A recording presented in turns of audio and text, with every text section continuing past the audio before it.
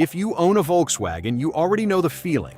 You love the car, the solid build, the sporty feel, the way it handles. But then, one day a warning light comes on, or something starts rattling, or the car just doesn't feel right. And the moment you call a dealership or a specialty shop, the quote comes back and your stomach drops. $300 here, $700 there, sometimes over $1,000 just to diagnose the problem. Here's the thing they don't tell you when you drive off the lot. A huge number of the most common VW problems are completely fixable at home. Not just oil changes and air filters. We're talking real money-saving repairs that the dealer will charge you a small fortune for, but that you can knock out in your driveway with basic tools and a little bit of know-how. Today I'm walking you through the most common Volkswagen problems that owners face, what's actually going on under the hood, and how to fix them yourself. By the end of this video, you'll have the knowledge to save yourself easily over $1,000 in repair bills, and maybe a whole lot more. So let's get into it. Trick number 1. Resetting the check engine light after an oxygen sensor fix. Let's start with the one that sends most people into a panic, the check engine light. On Volkswagens, especially models with the 2.0T TSI and TDI engines, one of the most common triggers for that light is a faulty oxygen sensor, also called an O2 sensor. The dealership will charge you anywhere from $200 to $400 just to replace this thing, and another diagnostic fee on top of that. But here's the reality. An oxygen sensor on most VW models is incredibly accessible. It screws directly into the exhaust pipe, and on most Jettas, Golfs, Passats, and Tigans, you can reach it without even lifting the car. All you need is an O2 sensor socket, which has a special slot for the wire, a ratchet, and a replacement sensor that you can find online for $30 to $60 depending on your specific engine. The process is straightforward. You locate the sensor on the exhaust. There are usually two, an upstream one before the catalytic converter and a downstream one after it. Your diagnostic code will tell you which one is failing. You unplug the electrical connector, break the old sensor loose with your socket, thread in the new one, reconnect the wire, and you're done. Now here's where most people get tripped up. They replace the sensor, but the check engine light stays on. That's because the code is stored in the ECU and won't clear itself immediately. You can either drive about 50 to 100 miles through a full warm-up cycle and the light will eventually go off on its own, or you can use an OBD2 scanner to clear it instantly. A basic OBD2 scanner costs around $25, and it's one of the best investments any VW owner can make because it lets you read and clear codes before you even pick up the phone to call a shop. That one tool alone will save you the diagnostic fee every single time. Trick number 2. Fixing the dreaded water pump and thermostat before it becomes a $2,000 nightmare. This one is critical, and if you own a VW with a 2.0T or 1.8 TTSI engine, you need to pay attention right now. The water pump and thermostat on these engines are notorious failure points. Volkswagen actually used plastic impeller water pumps for years. Plastic that gets brittle over time, cracks, and stops circulating coolant properly. When that happens, your engine can overheat, and if you ignore it long enough, you're looking at a warped head and a repair bill that can hit $2,000 or more. The warning signs come early if you know what to look for. You might notice the temperature gauge climbing higher than usual on the highway, or you might see coolant loss without any visible leaks, or your heater might blow warm instead of hot. Any of these are red flags that your water pump or thermostat is on its way out. Here's the good news. Replacing the water pump and thermostat on these engines is absolutely a DIY job. The parts together, a quality water pump and thermostat kit, will run you around $80 to $150, depending on the brand. The job takes about 2 to 3 hours if it's your first time doing it. You'll need to drain the coolant, remove the timing chain cover, or the relevant section of the engine depending on your specific year and model, swap the pump, replace the thermostat while you're in there because it's right next to it, and refill with fresh coolant. The key with this repair is to use the correct coolant. Volkswagen specifies a G13 or G12 pink coolant, and using the wrong type can cause corrosion and sludge that creates more problems down the road. Always use the VW-approved spec, and once you've done this repair, you'll never be afraid of it again. Because the hard part isn't the labor, it's knowing what you're looking at. Now you do. Trick number 3. Solving the DSG transmission. Shudder without paying for a service you don't need. If your VW has a DSG gearbox, the dual-clutch automatic transmission, and you've noticed a shudder or jerk during low-speed acceleration, especially in first and second gear, welcome to one of the most talked about VW quirks on the internet. Dealerships love this one because they'll tell you the transmission needs a full service, sometimes quoting $400 to $600 for the privilege. Here's what's actually happening. The DSG transmission uses a special mechatronic unit and a wet clutch pack that runs in its own fluid. Over time, that fluid breaks down and the clutch engagement becomes rough and inconsistent. The shudder you're feeling is the clutch slipping and grabbing instead of engaging smoothly.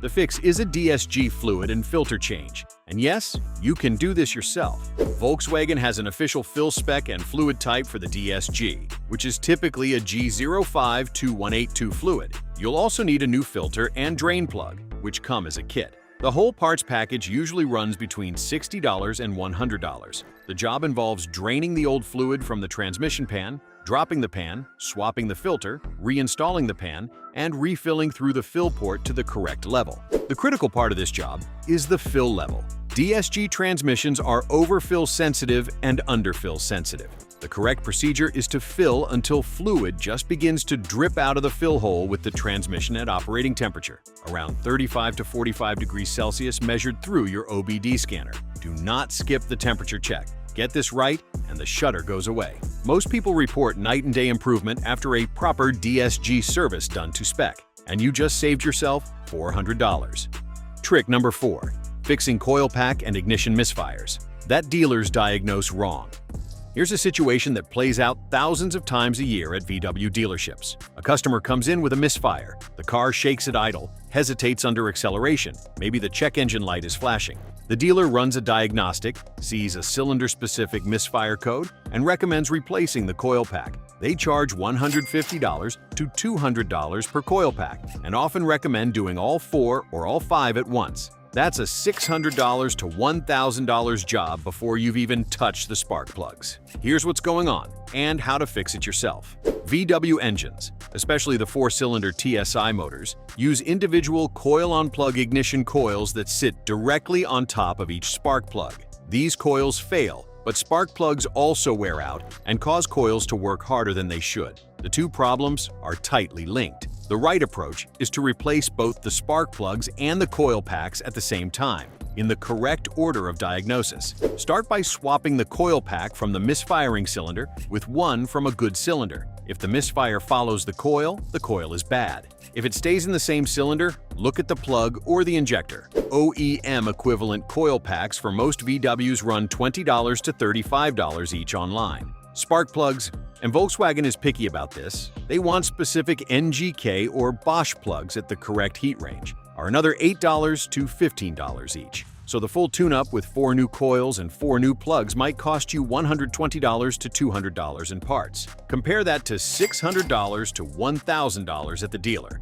and you're keeping serious money in your pocket. The job itself is simple. Remove the engine cover, unclip the coil connectors, pull the coils straight up, use a spark plug socket with an extension to remove the old plugs, thread in the new plugs by hand first to avoid cross-threading, torque them to spec, usually around 15 foot-pounds, drop the new coils in, clip the connectors, clear your codes, and you're done. This is genuinely one of the easiest high-impact repairs you can do on a VW. Trick number 5. Stopping the oil consumption problem with a PCV valve and catch can fix. Volkswagen's 2.0 TTSI engines have a well-documented oil consumption issue.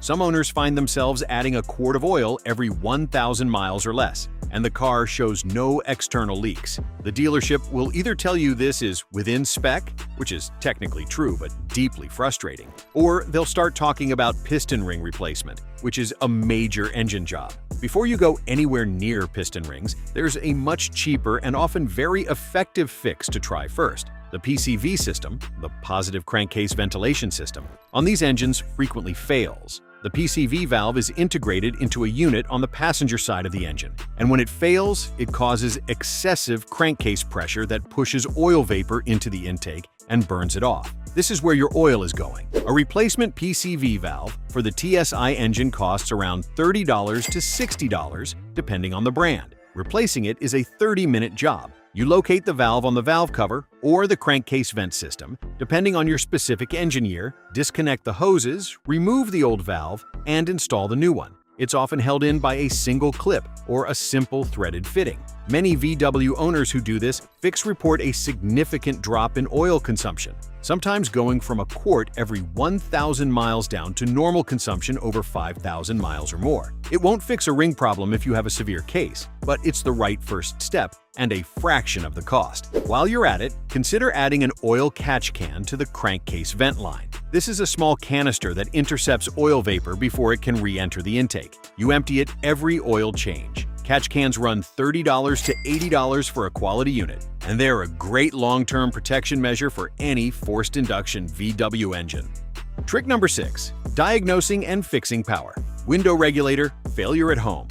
This one sounds intimidating, but it's one of the most satisfying DIY repairs on any VW power. Window regulator failure is extremely common on Golfs, Jettas, Passat, and Polo models, particularly on the driver's side front window. You'll hear the motor running, but the window won't go up or down, or it falls into the door, or it moves crooked and gets stuck. The regulator is the scissor mechanism or cable system that physically lifts and lowers the glass. When it fails, the dealer will charge $200 to $400 for parts and labor. A replacement regulator with the motor included, the motor often fails together with the regulator, costs around $40 to $80 online for most VW models. To replace it, you peel off the interior door panel, which involves removing a few Phillips screws hidden under covers around the door handle and along the bottom, then gently prying the panel from the door frame clips. Once the panel is off, you'll see the plastic vapor barrier. Peel it back carefully and you're looking directly at the regulator assembly. Disconnect the window electrical plug. Remove the bolts securing the glass to the regulator, lower the glass and support it with tape or a helper. Then unbolt the old regulator from the door frame, slide in the new one, bolt it up, reconnect the glass, reconnect the electrical, and test before putting everything back together. The whole job takes about 90 minutes on your first attempt. Once you've done one door, the second takes about 30 minutes. You will save $150 to $300 per window, and on some VW models, these regulators fail on multiple doors over time. Knowing how to do this, repair pays for itself repeatedly. Trick number 7. Clearing brake light and ABS warning lights by replacing a wheel speed sensor. We're going to wrap up with one that looks scary but is surprisingly simple. If your VW has an ABS warning light, a traction control warning, or a brake system warning on the dash, and your brakes feel fine and your fluid level is normal, the most likely cause is a failed wheel speed sensor. Each wheel has a small sensor that reads the speed of the wheel and sends that data to the ABS control module. These sensors are small, exposed to road debris and heat cycles, and they fail regularly on VWs, especially after a few years and some mileage. The dealership diagnostic will find the fault code and quote you $150 to $300 to replace the sensor, a job that takes an experienced tech maybe 20 minutes. You can buy the correct wheel speed sensor for your VW for $20 to $50 depending on the corner and model. The replacement is usually 1 or 2 bolts holding the sensor into the wheel hub, plus an electrical connector. Lift the car, remove the wheel, locate the sensor. It's a small cylindrical probe going into the hub. Unplug the connector, remove the retaining bolt, pull out the old sensor, push in the new one, torque the bolt, reconnect the plug, reinstall the wheel, and clear the code with your OBD2 scanner. That's it. You just fixed an ABS warning light for $30 in parts and 30 minutes of time. No dealership visit, no diagnostic fee, no waiting for an appointment. Just you, your car, and the satisfying knowledge that you handled it yourself. The bottom line?